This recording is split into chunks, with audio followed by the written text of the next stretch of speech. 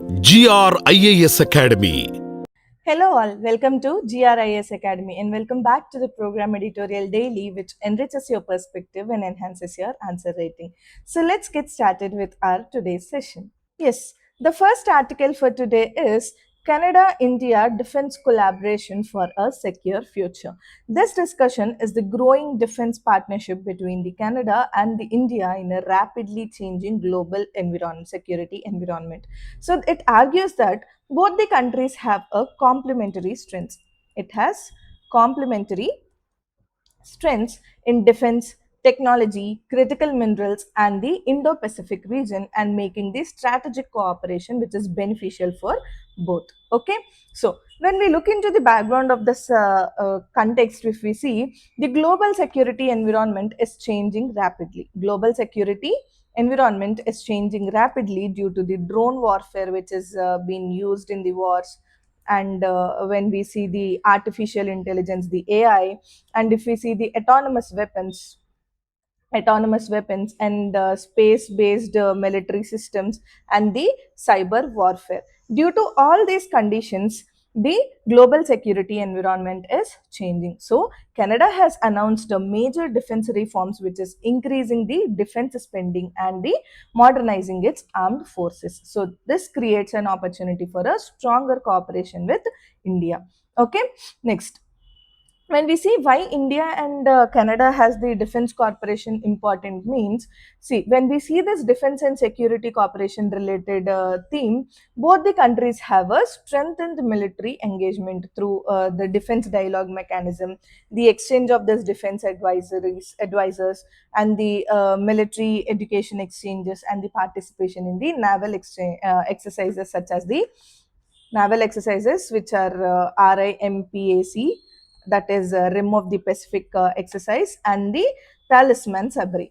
Okay, by participating in these two naval exercises also, India and Canada is very much important. Okay, yes, when we see upon like because of these which improves the interportability of the countries and the maritime security and the Indo-Pacific Corporation also. When we look into the perspective of this defense industrial corporation, the Canada is encouraging the India to participate in the co-development of the defense system, the defense manufacturing, the supply chain diversification, and the maintenance and the sustainment. So this will align India to aligns with India's Make in India, the Atmanirbhar Bharat, and the defense production and the export policy also. In these schemes, because of this participation of India in few defense manufacturing sectors, or the supply chain diversification, or the maintenance and the sustainment, this will aligns with India's Make in India project program, the Atmanirbhar Bharat, or the defense production and export policy will also increase. Okay, when this article basically highlights the collaboration in the aerospace, the space cooperation, and all. Okay, so when we see in space cooperation, if we see the Canada's satellite system, that is radar set radar sat, the satellite system of Canada can support India's maritime surveillance and the disaster management. Okay, so when we look into the concern of this critical minerals partnership with Canada, critical minerals are essential for the defense equipment, the electrical vehicles, the semiconductors, the batteries, the renewable energies, and all. As we are coming up with the renewable energy projects and all, critical minerals are very much important for us. So Canada possesses a large reserves of this critical minerals like uranium, the rare earth elements, the cobalt, the tungsten, and the helium. So India requires a reliable material supplies to reduce the dependency on few countries. Based on this West Asian wars and all, we are facing many crises of this crude oil, either it be the crude oil, either it be the any critical minerals for importing and all. So by basically by having the dialogues between the countries which have the reserves of high reserves of this critical minerals is very important for India to develop in further. Okay, so hence both the nations have signed the critical minerals value chain memorandum, that is a MOU between the Canada and India to build the resilient supply chains. So, and this is about the critical minerals thing which has been discussed in the article. And also Indo-Pacific significance is also been discussed in this article, which is the partnership also supports the maritime security, the freedom of navigation, the rules-based international order, and the supply chain resilience also. This complements the India's Indo-Pacific Oceans Initiative, that is IPOL. IPOI, and the broader into the broader Indo-Pacific strategy. Okay, and also in this article, it specifies few challenges for this, the like political differences and the diplomatic tensions which have been in the states, countries, and the trust deficit due to the recent bilateral issues between the Canada and India, and also the geopolitical competition and the different foreign policy priorities are also few challenges which have been mentioned in this article. Okay, now let us see this article in a complete detailed way, and let us see how to link this article to our syllabus and then to the mains perspective. Okay, let's see. Yes, the topic is Canada India Defense Collaboration for a Secure Future. The author of this article is Chris Cooter. He is a High Commissioner for Canada to India, and the source is National Daily opinion page of the Hindu. Okay, now when you look into the context of the topic, the context is Canada is undergoing a major defense transformation under the Prime Minister Mark Carney. Prime Minister of Canada is Mark Carney, who is driven by the global geopolitical shifts and the emerging threats, that as the drones, the autonomous systems, and the orbital weapons, whereas the Ottawa is actively rearming and seeking the strategic partnership with the natural allies like India to build the resilient supply chains, co-develop the defense technologies, and ensure the Indo-Pacific security. Okay, now how can we link this article to the syllabus is, if we see, we can link this article to our GS paper 2, which is the bilateral, regional, and the global groupings and the arguments which is involving in India and or affecting the India's interests. Okay, and for GS paper 3 also we can link this article by the science and technology developments and applications like space, aerospaces, and critical minerals, security challenges, and the defense indigenization also. Okay, now when we look into the core concept of this article, just a second.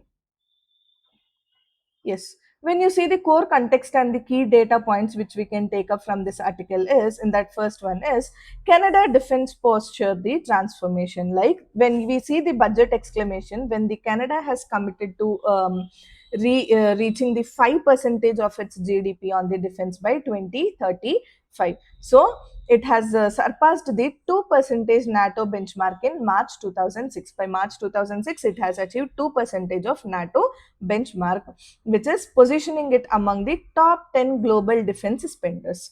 Okay, next. When we see the institutional overhaul, the Ottawa has established the National Defense Investments Agency to streamline the procurement, and it launched a new defense industrial strategy to diversify the supply chains beyond a single source reliance. Okay, next, when coming to the innovation investment which has been done by the Canada is, it is allocating $500 million towards the next generation aerospace technology, and is dedicated to, which is dedicated to the drone innovation hub. Okay, now coming to the bilateral defense security engagement, if we see, coming to institutional framework of it, the reciprocal accelerate, I mean the reciprocal action, accreditation of this defense advisors in the Ottawa and the New Delhi, along with an established bilateral defense dialogue. When coming to the joint exercise, the active naval participation in the rim of Pacific, that is RIMPAC, and the Talisman Sabri exercises. And coming to the military exchanges of it, the delegation from India's National Defense College has visited the Canada in June 2026 for direct institutional exchanges from India. Okay, Yes. Coming to the strategic, industrial, and the technological synergy, if we see, when completing the Canada's advanced aerospace manufacturing and space capabilities, example like the the constellation satellite system of the radar set of this Canada, with India's low-cost satellite platforms and large domestic market can be established, which leads to the co-development push, like inviting India defense firms for co-development, the subsystem manufacturing, and long-term sustainment. The Canada is inviting. Okay, next, coming to the perspective of the critical minerals and energy security, as we spoke before, like Canada's resource base, it holds 31 critical minerals. It holds 31 critical minerals, which possesses the 10th largest rare earth element reserves, and obviously the third recoverable uranium reserves, which has been accounting for almost 24% of the global production in 2024, and 5% of the global tungsten reserves are in Canada. Okay, so, because of this bilateral MOU, which is signed between the Prime Minister of India, Narendra Modi, and the Prime Minister of Canada, has signed an MOU which is on the critical minerals value chain on Feb to March between 2026 to secure the stable supply chains for clean energy and the defense electronics. Okay, now when we see the historical ties between Canada and India, the joint participation in the World War II, which is highlighted by the Kriki War Cemetery in the Pune, where the Royal Canadian Air Force members are buried. So, this enduring the legacy of sacrifice and partnership that strengthens the foundation for deeper strategic ties in the modern times. Okay, now next is the strategic convergence. Why it matters, why the strategic convergence matters is, first one is the common democratic values and the rules based world order. Like when we share the commitment to democracy and the multilateralism and the rules based Indo-Pacific. Next is Indo-Pacific security and stability, which leads to the convergent interest in ensuring a free, open, inclusive, and the resilient Indo-Pacific. Next is resilient supply chains and economic security. Obviously, by diversifying this critical mineral resources and the defense supply chains, to reducing which reduces the over dependency on single source suppliers for India. Okay, next, coming to the technological innovation and co-development, if we consider pooling this strengths in research and development, the AI, the space, robotics, and the advanced manufacturing, which is moving up the value chain together. Okay, next, coming to the people to people connect, if we see this academic exchange, like rather it be the academic exchange or rather it be the military training and the cultural linkages, build the long term trust between the both the countries. Okay, now what are the key opportunities for India having this bilateral talks with Canada is, first is the space collaboration. By leveraging the Canada's radar sat constellation and the space robotics for the earth observation, this maritime domain awareness and disaster management would be helpful for India. Next, critical mineral access. It will give you a secure, stable supplies of uranium, the rare earth elements, lithium, cobalt, tungsten, and other critical minerals for defense electronics, batteries, and the clean energy. For this, also, Canada's bilateral agreement is very important for India. Okay, now and another one is defense manufacturing and code development. That is, co-develop the platforms and systems with the Canadian firms, which develops India a manufacturing and sustainment hub for global market. Okay, next, emerging technologies, like by this joint innovation and all, the AI in AI, the autonomous systems, cybersecurity, the unnamed systems, and the quantum technologies can also be developed by this. Next is industry academia partnerships. Like it strengthens the collaboration between the DRDO, the private Indian firms, the ISRO, and the Canadian universities and industries. Okay, next, market access and investment. In this perspective, when we see, Canada firms gain access to India's large defense market. So, India firms the access to North America and the allied markets if they have the bilateral talks and the MOUs which are signed by India with Canada. Okay, now based on all these are all fine, but there are few more challenges by this. What are the challenges? The first one is export control and regulatory hurdles. There is a need for alignment of this export control regimes and the faster clearances. Next is the interoperability and the standards. When we harmonizing this defense standards, protocols and the certification processes.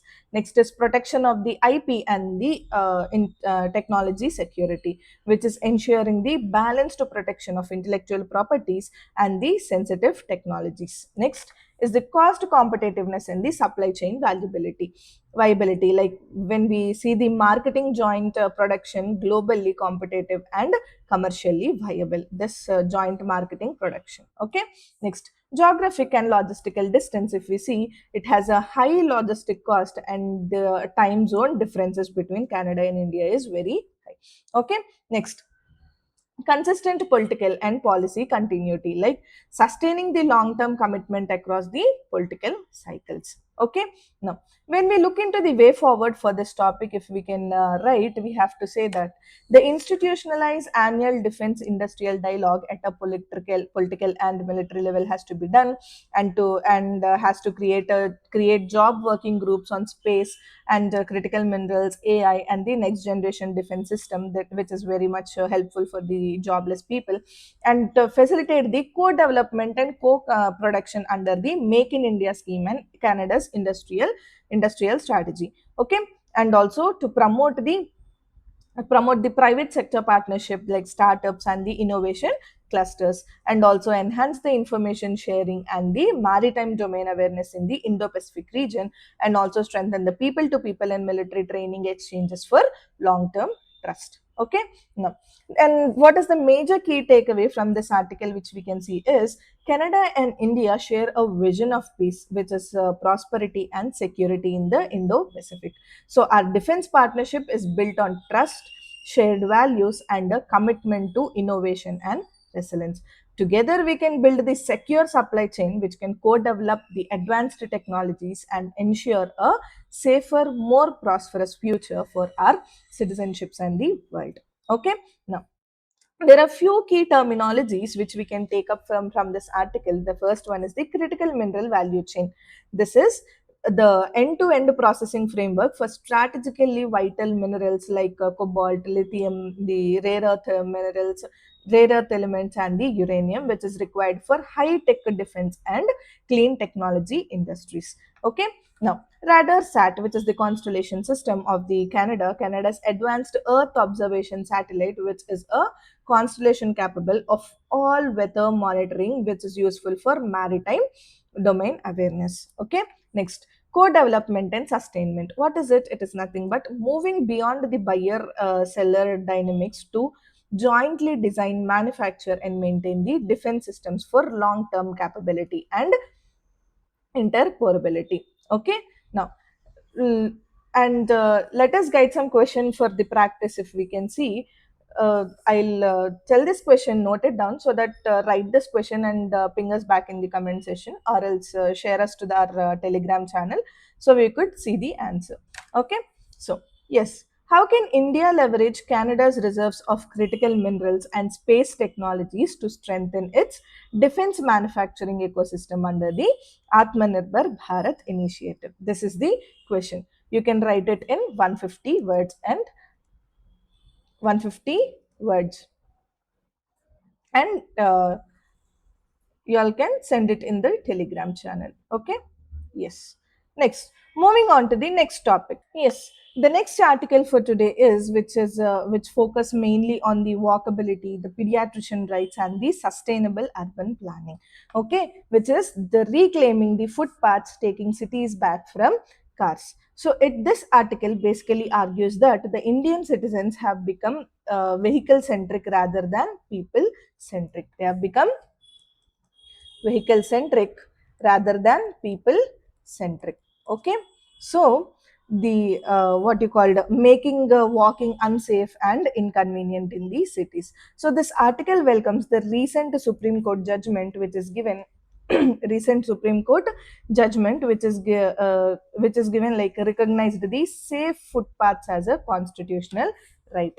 Safe footpaths as a constitutional right. Okay, so and calls for the cities that prioritizes the pediatricians over automobiles. So the main core theme of this article is footpaths are not just the urban infrastructures, they are essential for public health, road safety, social equality, and the constitutional rights. Okay, so this article begins with describing the daily struggles which have faced by the pediatricians, like the broken or the encroached footpaths, the illegal parkings on the sidewalks, the street vendors, and the debris blocking the walkways, and also the elderly people, children, I mean the persons with disability, and women forced to walk on the busy roads rather on the footpaths. So it argues that Indian roads are designed primarily for vehicles rather than for peoples. This is what the article is mainly arguing about. When we see the Supreme Court judgment of 2026, which is the editorial refers to the judgment of Inayat Ali Iyaz versus the P. Ayyappan 2026 case, the court has held that walking on this designated footpaths is a fundamental constitutional right from now. So this right is protected under Article 19, Clause 1 of Subclause D, which is the freedom of movement, and Article 21, which is right to life and personal liberty. Okay, the states, so the states and the urban local bodies must construct the quality footpaths, remove the encroachments, and maintain the pedestrians infrastructure. So the judgment expand the scope of Article 21 by linking it to a safe urban mobility. Okay, now let us see this article in a complete detailed way, why this is why it is walkability matters in this article and all. Okay, now let's see. Yes, the topic is reclaiming the footpaths, taking cities back from cars. The author of the article is Dr. Chandrakant Leharia. He is a practicing specialist in the preventive and cardiometabolic medicine. And the source is the Hindu editorial, July 21st, 2026. Coming to the context of this article, if we see in the landmark ruling of the Maniar Lias and the Sheikh Riaz versus the P. Ayyappan case of June 2026, the Supreme Court of India has declared walking on the demarcated footpaths a fundamental constitutional right. So this ruling has elevates the pediatrician infrastructure from a routine municipal task to a core public health and a safety priority. Okay, and how can we link this article to the syllabuses? For GS paper 2, we can link this article to the subject of polity for the Indian Constitution. Fundamental rights, basically the Article 19 and Article 21. And the governance and public health policies also, we can link this article to. And for GS paper 3, we can link this article to the infrastructure, urban development, and the transport, the disaster, and road safety. Okay, now when we see this constitutional and legal framework for this article, when we see the judicial precedent which has given by the Supreme Court of India, the Supreme Court has held that safe walkability is protected under Article 19, Clause 1, Subclause D, which is the freedom of movement, and the Article 21, which is the right to life and personal liberty. Okay, and it also directs the states and union territories to formulate the clear guidelines for constructing and maintaining the encroachment free footpaths. Okay, now when we see the dual crisis like public health and road safety, if we compare both, the metabolic disease circle, basically for every small thing, everyone, for a kilometer, also for a half kilometer or a 1 kilometer of distance, everyone use their two-wheelers or the four-wheelers to go there and get something. So for by this, what is happening, it is inaccessible walkability, which is encouraging the sedentary living and worsening the rate of diabetes, the hypertension, and the obesity in the people. And also the WHO has physical activity profile, and 2024 says that 49.4% of Indian adults and 57.2% of women and 74% of adolescents, which is aging between 11 to 17, fail to meet the recommended physical activity levels. Okay, this is said by the WHO physical activity profile, which is given in 2024. Next, coming to the road safety vulnerability, if we see, according to the what you call Ministry of Road and Transport 2024, which is the pediatricians and the two-wheeler riders account for nearly 67% of total road fatalities, that is 1.28 lakh deaths. Okay, this is what from the ministry which we have seen. Next, Coming to the structural policy solutions, if we see what is the solution for all this is the National Active Mobility Mission. National Active Mobility Mission, which is integrate the urban design with transport, health, and education goals. And the next is rethinking the urban metrics, like access the urban progresses by kilometers of safe, accessible walking paths, which is created rather than flyovers built. Okay. Next is the balanced spatial allocation, like it designed the distinct space for designate the distinct space for walking, vendor zones, the protecting informal livelihoods, parking, and the urban corridors rather than relying on temporary anti-encroachment drivers. Okay. Next, Next is micro level accountability, like to mandate the ward level footpaths mapping and annual audits by traffic claiming school zones and the barrier free access for wheelchair and other adults. Okay. Next, these are the few structural policy solutions we can take up. Next, there are few key terminal, how to incorporate in mains answer, and also we will see we'll see the key terminologies for this answer. The first one is the active mobility. What is this active mobility? Active mobility is nothing but transportation modes which is relying on human physical activity such as the walking and cycling. Okay.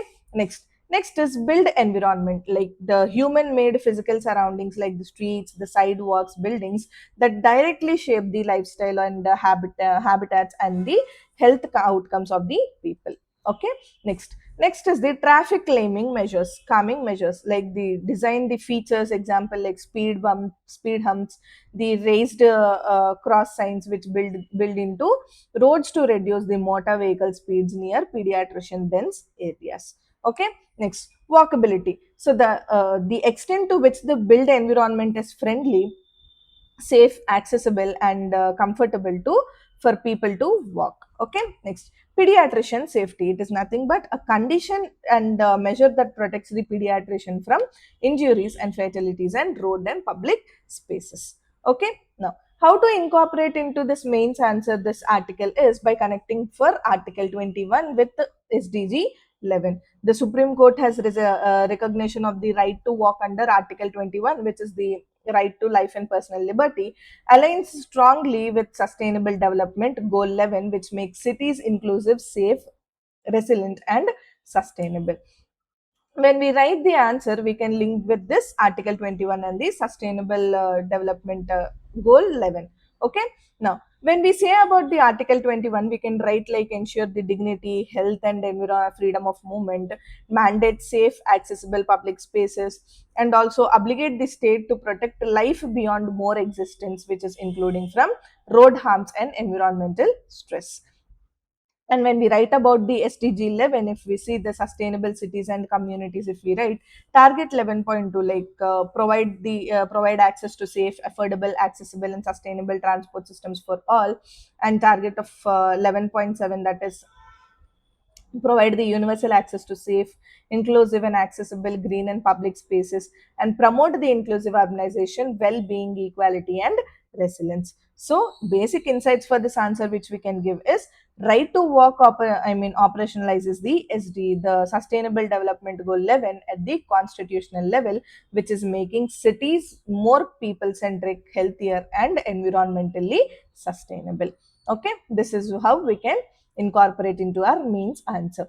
Now, when we look into the way forward of this topic, if we see that the first one is strong policy and legislation, like if we see the enforce footpath standards in the